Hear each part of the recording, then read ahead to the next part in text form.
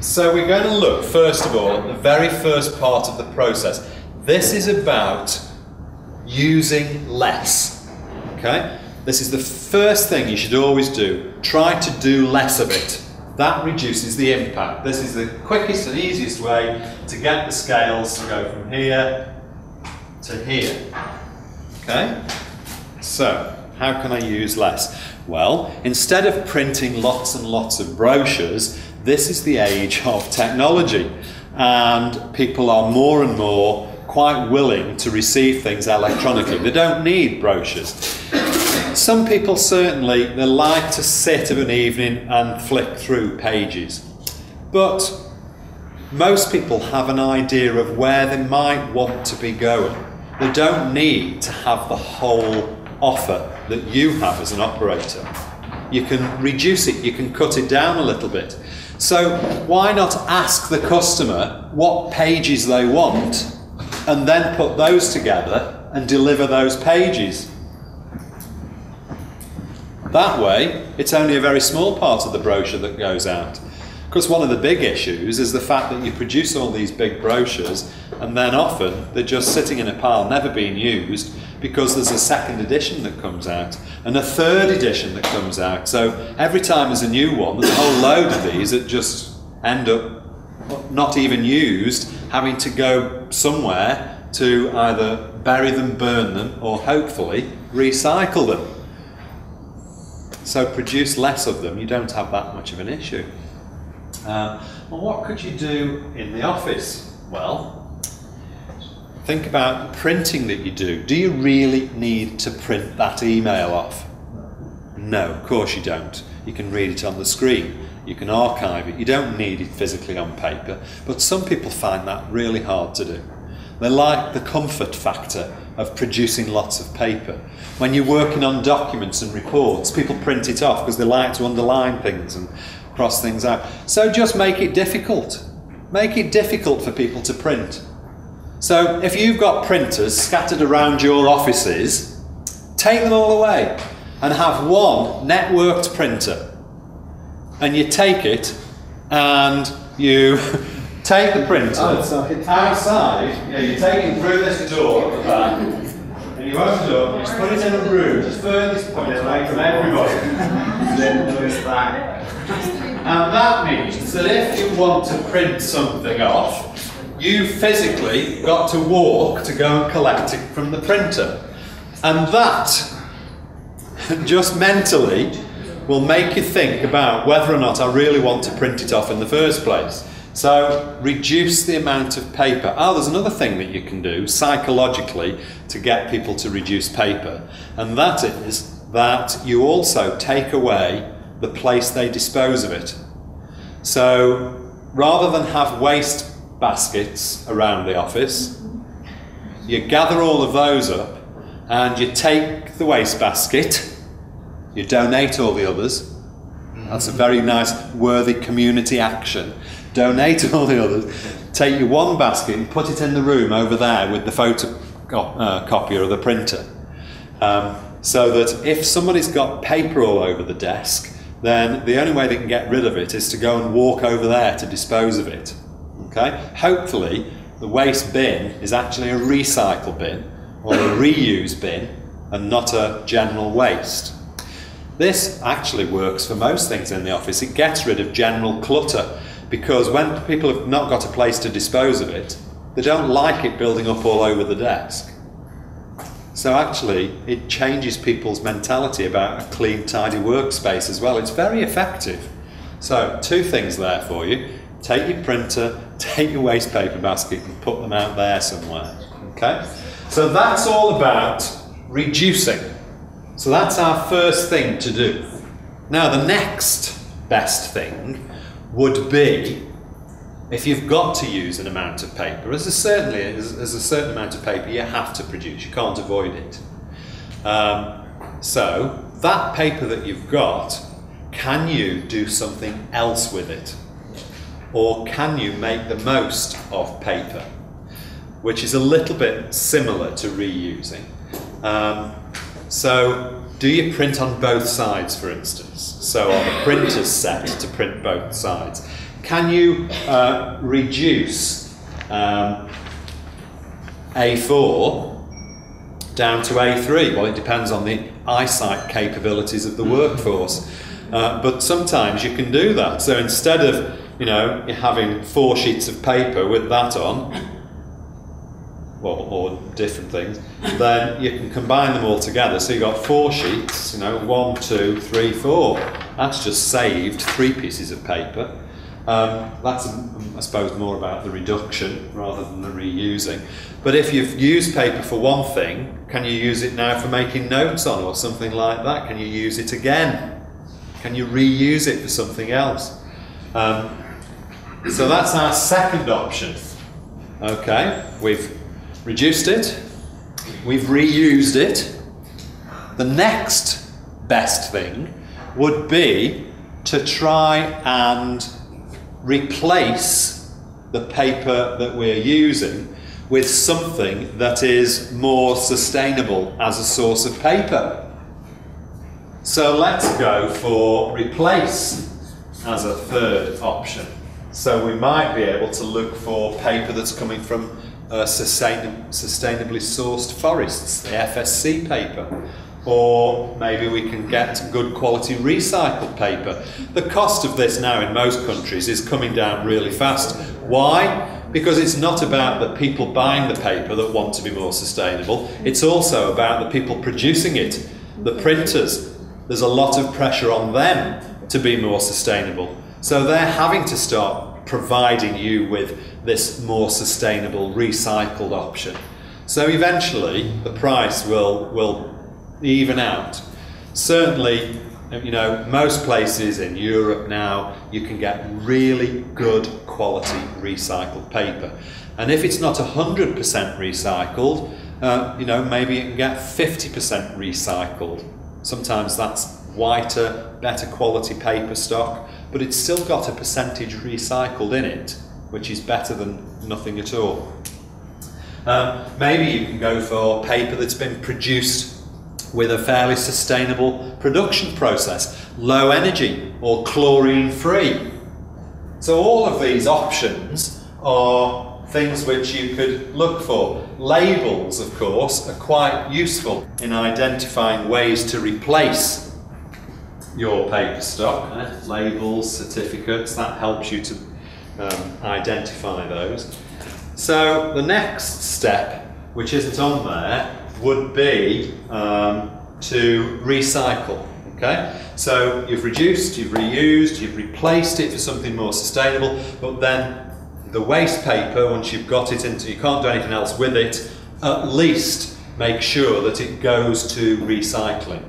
Now those 4 steps are things which you can do with most things you purchase. Most things. You can source most things in a sustainable way, although it's hard to find some things, as we'll see in a second. But you can certainly think about your consumption. That's what the reduction bit is about, okay? It's about consumption. Now then, remember, where's it gone? That we need to keep evidence. If you're going to show people that you are embracing sustainability and following these steps, you need to show people how you're achieving that. So if you keep records of your consumption, then you're going to be able to provide evidence. So you can say, last year we bought 50 reams, or 50 reams is nothing for a tour operator, 50 boxes of paper. This year we only had to purchase 20 boxes of paper. So that's showing people you've got some metrics, okay? You can do it with all of these things so that you've got evidence to show what you're doing and how you're doing it. So let's just go back to this environment. We've got these 4 steps. You can use it with any type of purchasing. So for instance, if we're looking at other products that you're having to buy, then you can apply the same principles. So coffee and tea, well, reducing that might cause a lot of problems in the workplace if people can't actually have refreshments. So you've got to say, well, I can't do that, move on to the next one. Can I reuse it? Well, I don't think people are going to be happy if you ask them to dip a tea bag or share it amongst 5 different mugs either. Okay? So you've got to be realistic. You have to go down to the next one. What can I do? Can I replace it? Yes, I can. It's possible. I could look for sustainable or fair trade coffee and tea. So, okay, can't do number 1, can't do number 2, but I can definitely do number 3. Okay? If I can't do number 3, in terms of fair trade, I could perhaps buy local. So that's still part of the replace. I'm doing something. It's still a sustainable purchase, a sustainable procurement. Recycle. Oh, well, what could I do? Well, there's lots of gardeners that would be quite happy to have all of these grinds. So instead of them going into the waste, they could go into some composting bin. In fact, in some destinations, like Portugal springs to mind, they had a huge problem in Portugal with, this is last year, with, and particularly Madeira, with mosquitoes spreading encephalitis, which is a disease of the brain. And so if you put coffee grinds into the plants, the indigenous plants, the bromeliads, which has got water, in, this is where the mosquitoes breed, it stops them from breeding because it absorbs the water and they can't actually do their life cycle. There's lots of creative ways in which you can use things. Okay? So there's usually something on that list, one of those 4 that you can apply to things. General catering, I don't know, maybe you're not a big operator, you don't have a canteen, but if you do, then how is that managed in a sustainable way? Do you insist on any fish that's used in the cooking to be sustainable fish, MSC fish? Do you have any other forms of labels that are used in the process? Do you make sure that you only get them purchasing things locally from the local market, or are they importing? Remember, you've got to practice what you preach. It starts at home. Gardening isn't usually a big thing for some tour operators, but I found my first operator in South Africa. I was in Cape Town, and I said, well, this is not a huge issue, and one person said, oh, it is for us. We've got 14 acres. Their offices was sitting in the middle of 14 acres of land. So gardening was an issue for them. So you've got to think about, what can you do here in terms of making that more sustainable? How do you water the plants? What sort of plant species do you use in your gardens? Cleaning materials often go overlooked. You forget that offices have to be cleaned. And what products are being used? What are you actually bringing into the workplace that is hazardous to the environment? Can you go for different alternatives? Do you give people uniforms? And if you do, then could you reuse that uniform when it's no good any longer because it's a bit worn out? Could you donate it to some organisation, strip any of the logos off it and give it to some worthy cause? Or can you give it to a charity that sells the fabric to some recycling company, or that uses recycled textiles, or they use shredded clothes to put into these envelopes, the cushioned envelopes that you send equipment around, I mean, these days when people are buying things on the internet, packaging and the way that people can protect things is, a growing industry. And often this is one of the ways in which you can recycle old clothes. So those are a couple of examples that operators do in Europe. TUI in the Netherlands have got a sustainable purchasing policy. It's written down in that policy that when someone buys something, they should try to follow those rules. And it explains exactly how you should go about choosing a supplier. So policy is really useful. So I'd recommend that you have a policy in place, because again, it's evidence that you're actually thinking about the products that you're bringing in. All of you use stationery, all of you use computers equipment. You're having to buy these things. How can you do it in the most sustainable way? These are some sort of common types of product labels that you might look for. You know, eco labels like the Fair Trade label.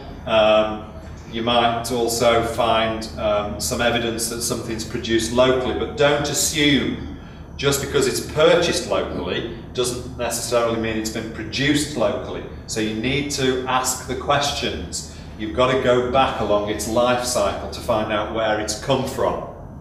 If they're existing, then see if you can swap suppliers. Go for a supplier that's got some credentials. They can show you that they procure products that they then sell on to you in a sustainable way. That's a really good route to go. Put that into your purchasing policy. Okay, what about energy? Well, this is often one of the big ways in which you can save money to put into, he's gone now, Mr. Piggy Bank over there. And it can be quite considerable depending on the size and scale of your business. Obviously for small businesses that are renting offices, there's little control that you have over what equipment is being put in there, such as air conditioning. But how you use it is down to you. You might not be able to do anything about the actual equipment itself, but you can do something about how it's used. So for instance, if you've got individual air conditioning units, who's got them in their offices? Individual air conditioning, quite a few people, okay. So if you've got them, are you ever finding yourself in a situation where the air conditioning is switched on, but the doors and windows are open? If that happens, then the air conditioning is fighting a losing battle. It's never going to be able to bring the temperature down properly. So if you've got issues in your office where somebody always is complaining about, oh, I'm not cold enough or I'm too hot or whatever, it's because you're not managing the climate control in the office. Doors and windows should be closed when you operate air conditioning. That's the only way in which they work. If you've got an opportunity to influence people who are responsible for the equipment, you know, maybe it's not yours, but at least say to people, we're trying to be a sustainable business. We'd like to encourage you, when you come to replace this, to look for more efficient alternatives. Think of lower energy consuming machinery. Make sure that whatever's in there as well, the chemicals, are environmentally friendly. You know, I'm thinking of the HCFCs or the CFCs, if you can remember what these are, okay? These are the refrigerants, the harmful chemicals that deplete the ozone layer. R22 has been banned by the EU. You can no longer buy it. However, there are lots of appliances globally that still have got R22 in it. Any member of the EU has to have got rid of R22 in use by April 2015. It has to go. So have a look. Have you got any appliances in your offices that have got R22 written on the side of them? You need to be thinking about getting rid of it. Otherwise you could be prosecuted after 2015. And a lot of people don't know that, especially hotels. So heating and air conditioning are the biggest things. You can save a lot of money by these. Again, keep measurements, keep your consumption records. If you haven't got access to a meter because it's shared with other people, then try and work collectively with other businesses to see, okay, what can we all do together, because it's in our vested interest, to get our bills down. Go and educate them in some element of sustainable management of energy. Lighting is not as significant because its contribution is a lot less. But if it's lighting that's switched on for no reason, then that's just wasting energy, wasting money as well, money that could go into that piggy bank. Now, the first thing that we did in here this morning was turn the lights off round the edge, because none of you are suffering as a result of the fact that we've reduced them. But these are halogen bulbs, they're 50 watts. So we've actually taken out 1, 2, 3, 4, 5, 6, 7, 800 watts. So today, for the whole day, 800 watts is not being used, whereas that would have just been switched on if we hadn't actually physically gone outside and turned them off. Okay? So you need to be thinking constantly about levels of light. Strangely enough, lighting and even temperature, those two things, different countries have different laws and regulations about what's acceptable and what isn't in the workplace. So you really need to have a look at what the legal regulations say. But in terms generally, in terms of lighting, there isn't a figure that people give. People generally say in their legislation that lighting should be sufficient for employees to perform their work. They try and get round it that way. And actually, some people don't like a lot of light, especially if you're staring at a computer all the time. Sometimes it's quite nice to have the rest of the place dim light because it's easier to see the screen. You know, think about the long-term effects on people's vision. You know, if you don't give people the right lighting effects, then you're going to be paying for them ultimately to have time off work to go and have their eyes tested and God knows what else. So you've got to think about the whole life cycle of these things. Computers, again, slightly less in terms of energy consumption because the technologies are improving all the time. But I wonder how many of you leave your office at the end of the day and forget to turn items of equipment off. Sometimes that happens, okay? And the reason sometimes that happens is because people come in the morning and don't want to wait half an hour for a computer to start up and go through all its virus checks and whatever else. Well, surely there are other things that you can be doing in the morning when that's happening. So turn the computer on as soon as you walk through the door and then go and make a cup of sustainable coffee and go and meet with some other work colleagues and, you know, engage in some communication about the other sustainability actions that you might do during the rest of the day. Then your computer's switched on, okay? So that's one of the things that you can do. Are computers set on their energy saving mode? So when people leave their workstation, after a period of inactivity, does the monitor close down? After a longer period of inactivity, does the whole PC close down and go into hibernation? Is the same thing happening to the printer or the photocopier? You know, how are you using the technology? It's so true. It's not what you've got that counts, it's how you use it.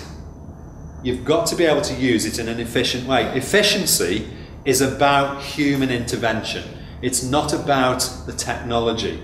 You know, these things, those of you that have seen me before know that I've got this big bugbear about electric lights. Because these technologies, this low compact technology, compact bulb or compact fluorescent tube, hotels particularly think, well, we'll shove those everywhere and we're sustainable because we've got low energy lighting. Well, it's not low energy if it's switched on, is it? And it doesn't need to be on. That's just wasting energy. And to be honest, there's no microphones in here other than this one, is there? This hotel is wasting energy all over the place. If you walk around in places where there's broad daylight in this hotel, you can see electric lights on everywhere. I could save this hotel a fortune. I might actually go and talk to them at the end of the course. Won't do it tonight in case they don't let us continue tomorrow. But I'll give them a few tips before I leave. So you've got to think carefully about the things that you use. So reduce energy consumption, replace it by sustainable means as a second step, and then think about the energy that you have to use. How can you make up for the fact that by using it, you, human intervention, are contributing to carbon emissions going into the atmosphere and contributing to global warming? How can you compensate for some way in that? We'll be talking about compensation schemes later. Think about the energy consumption of the equipment that you use. Can you reduce it? Can you get it down? Can you buy better? Technology is always changing. The payback time on technology is getting smaller and smaller and smaller. So actually, if you can find the cash to buy it, what you will save in actually having to use it will pay for itself quite fast in most cases these days. So it's just about thinking it through creatively. Do you have a switch-off policy in your offices where if things are left on, do you actually invite people to turn them off? Are there notices? Is there a policy amongst the staff? Are you able to buy more green energy from your energy provider? I don't know whether or not you've got a choice of providers here, but if you have, then are you able to go for one that's got more renewable energy? Everybody understand what renewable energy is? Yes? Okay. I'll assume so, as nobody's said no. Yeah, I'll finish on water. Water's not a big... Just keep showing toilets. Water's not a big issue in most offices. But learning how to do it yourself makes it easier when you're talking to suppliers about how they can introduce the same measures. So for instance, if you've got one toilet or male, one female toilet, there's still some risks that somebody might go in there and not turn a tap off properly. So water could be running for an hour or more before somebody realises. So it's still valuable to conserve that water. Okay, the cost might be not so huge for one tap in an office, but it's still a cost. It's still money that could be going into piggy bank over there. So, think about how you can reduce the flow of water coming out of a tap. So if it is left on, that you're not wasting as much as you would if you hadn't controlled the water flow. In public bathrooms, you don't need any more than 2 litres a minute coming out of a tap. Perfectly adequate to wash your hands.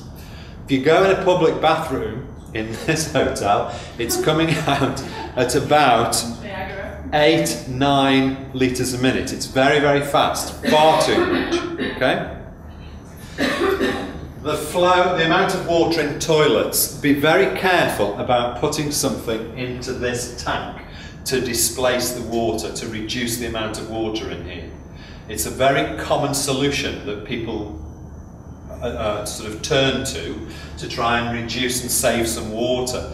But if you introduce something into that tank, if it gets stuck underneath the flushing mechanism, then it'll stop the valve closing and water will constantly be running down the back of the toilet. So in solving one issue, you've created another. So you need to be very, very careful if you're going to do that in the office. Some people say, yeah, fill a plastic bottle of water and drop it into the tank. Take the lid off and place it somewhere where it's not going to get in the way of the flushing mechanism. Don't just drop it into the tank, that's what I'm saying.